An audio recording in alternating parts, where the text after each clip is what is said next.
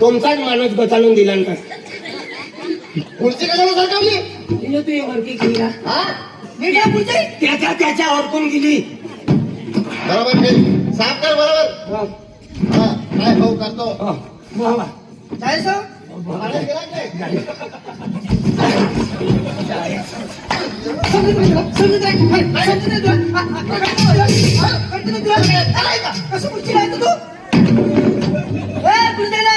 पोडली नाही तर पहा तू नाही ना पुत्र आहे लवकर आहे ना या घरात हाती.